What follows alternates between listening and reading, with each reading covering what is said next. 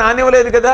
ఈగల గుంపు వచ్చింది, ఈగలు మిమ్మల్ని వాళ్ళనివ్వలేదు కదా. వాళ్ళ దగ్గరికి పేలొచ్చాయి, లేక వడగళ్ళు వచ్చాయి, లేదా గాఢాంధకారమైంది, మిడతలు వచ్చాయి, దద్దులు వచ్చాయి, పొక్కులు వచ్చాయి, పెద్ద కుమారుడు చనిపోయాడు.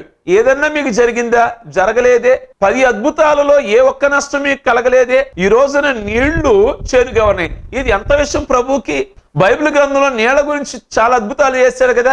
మోషే ప్రార్థిస్తే నీళ్లు రక్తంగా అయినాయిగా. మోషే ప్రార్థిస్తే ఎర్ర సముద్రం 2 పాయలుగా అయిందిగా. యెహోషువ ప్రార్థిస్తే యోర్దాను నది 6 నేలగా అయింది కదా. ప్రభు ప్రార్థిస్తే నీళ్లు ద్రాక్షారసంగా మానీగా. ప్రభు నీళ్ల మీద నడిచాడు కదా. ప్రభు ప్రార్థిస్తే నీళ్లను గద్దించాడు కదా. ఏలియా ప్రార్థిస్తే వర్షం వచ్చింది కదా. ఏలియా ప్రార్థిస్తే వర్షం ఆగిపోయింది కదా. నీళ్ల ద్వారా చాలా అద్భుతాలు జరిగినాయి. కనుక ఈ రోజు నీళ్లు చేదుగా ఉన్నాయి అంటే ప్రభు చేస్తాడు.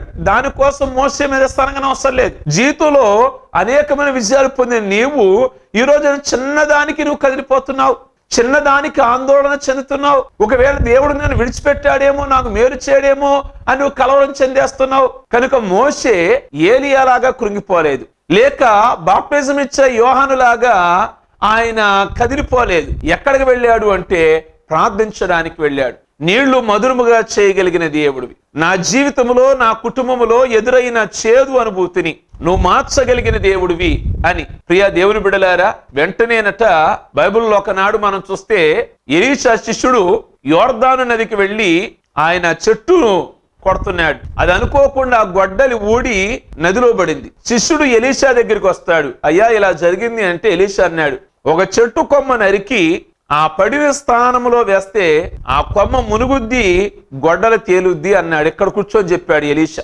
అలాగే శిష్యుడు చేయగా ఒక అద్భుతాన్ని ప్రభు చేశారు.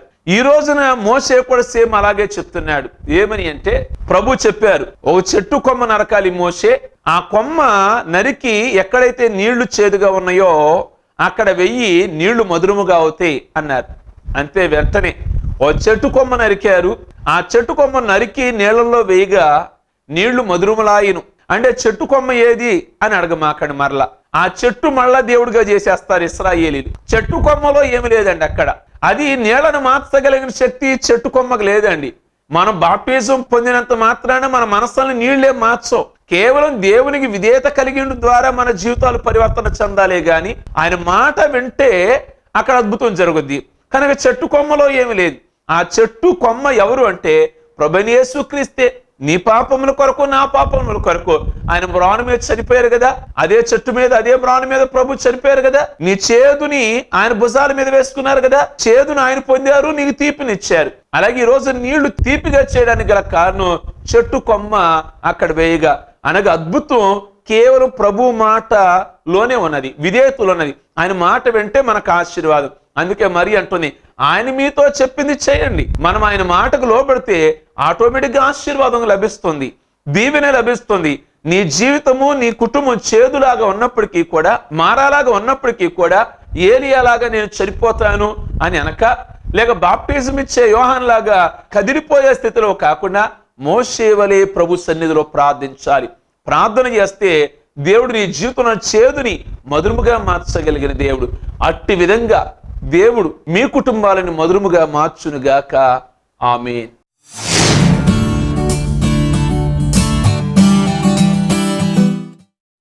ప్రార్థన చేసుకుందాం. పరిశుద్ధుడైన తండ్రి, సమయంలో మీరు వర్తమానంతో మాతో మాట్లాడిన విధంగా ఈ వాక్యం విన్న కుటుంబాలలో చేదు అనుభవాన్ని ఎవరైనా కలిగి ఉన్నట్లయితే, మార అనుభవాన్ని కలిగి ఉన్నట్లయితే వారి జీవితంలో చేదు నుండి విడుదల దయచేయమని ప్రార్థిస్తున్నాం.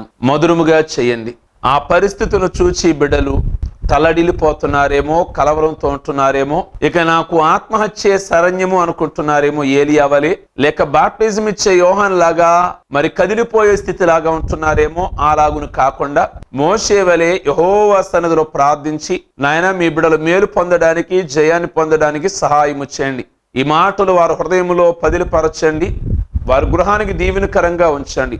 వివాహము కావలసిన బిడ్డలున్నారు, వారికి ప్రత్యేకంగా వివాహ విషయంలోను, అలాగే సంతానం లేని బిడ్డలను ఒక్కసారి దయతో జ్ఞాపకం చేసుకోండి, సంతానం దయచేయండి.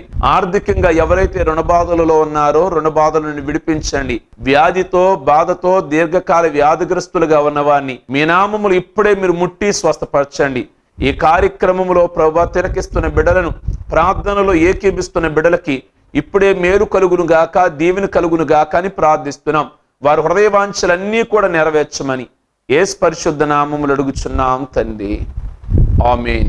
రండి, ప్రభువు చేయు అద్భుత కార్యములను చూడండి. జీసస్ గ్రేస్ టెంపుల్ వారి స్వస్థత ప్రార్థనలు. మీరు సమస్యలతో బాధపడుచున్నారా? మీరు దీర్ఘకాల వ్యాధులతో ఉన్నారా?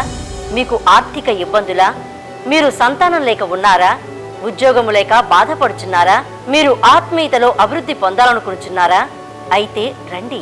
ప్రతి బుధవారం ఉదయం 10 గంటల నుండి మధ్యాహ్నం 1 గంట వరకు తైల అభిషేక స్వస్థత ప్రార్థనలు జరుగును. మనం అందరం కలిసి ప్రభువును మహిమపరుద్దాం. బుధవారములలో పాల్గొని ఎంతో మంది మేలు పొందుచున్నారు కనుక మీరు రండి. దైవజనులు మీ కొరకు ప్రార్థించెదరు.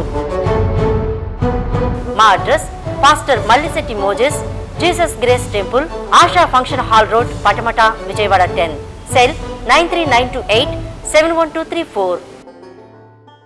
రండి, ప్రభువు చేయు అద్భుత కార్యములను చూడండి.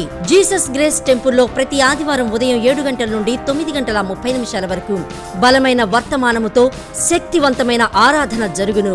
మీరు ఏ విధమైన సమస్యలతో ఉన్నా దైవజనులు మీ కొరకు ప్రత్యేకంగా ప్రార్థించెదరు. మనమందరము కలిసి ప్రభువును ఆరాధించి మహిమపరుద్దాం. అలాగే ప్రతి బుధవారం ఉదయం 10:30 నుండి 12:30 వరకు తైలాభిషేక స్వస్థత ప్రార్థనలు జరుగును. 7 బుధవారములు పాల్గొని అనేకులు స్వస్థత మరియు అనేక సమస్యల నుండి విడుదల మరియు ఆత్మీయ మేలులు పొందుచున్నారు. మీరు తప్పక పాల్గొనండి. దైవజనులు మీ కొరకు ప్రత్యేకంగా ప్రార్థించెదరు. మా address pastor Mallisetti Moses, Jesus grace temple, ASHA function hall road, Patamata, Vijayawada. Cell number 9392871234. రండి, ప్రభువు చేయు అద్భుత కార్యములను చూడండి. జీసస్ గ్రేస్ టెంపుల్ వారి స్వస్థత ప్రార్థనలు. మీరు సమస్యలతో బాధపడుచున్నారా? మీరు దీర్ఘకాల వ్యాధులతో ఉన్నారా? మీకు ఆర్థిక ఇబ్బందులా? మీరు సంతానం లేక ఉన్నారా? ఉద్యోగము లేక బాధపడుచున్నారా? మీరు ఆత్మీయతలో అభివృద్ధి పొందాలనుకుంటున్నారా? అయితే రండి. ప్రతి బుధవారం ఉదయం 10 గంటల నుండి మధ్యాహ్నం 1 గంట వరకు తైల అభిషేక స్వస్థత ప్రార్థనలు జరుగును. మనం అందరం కలిసి ప్రభువును మహిమపరుద్దాం. బుధవారములలో పాల్గొని ఎంతో మంది మేలు పొందుచున్నారు కనుక మీరు రండి. దైవజనులు మీ కొరకు ప్రార్థించెదరు. మా address pastor Mallisetti Moses, Jesus grace temple, ASHA function hall road, Patamata, Vijayawada 10. Cell 9392871234. ఇంతవరకు విన్న ఈ వర్తమానము మీకు ఆశీర్వాదకరంగా ఉన్నదని మేము భావిస్తున్నాము. మీ ప్రార్థన అవసరతలకు మమ్మను సంప్రదించవలసిన మా చిరునామా pastor Mallisetti Moses, Jesus grace ministries, door number 70-2-24/20, ASHA function hall road, Patamata, Vijayawada 10, Krishna జిల్లా. మా ఫోన్ నంబర్లు 9392871234. మరొక నెంబర్ 9393871234. దైవతనయులా అన్ని రీతులా ఆదరించగా తండ్రి పంపిన దేదీప్యమాన పరలోక స్వరం.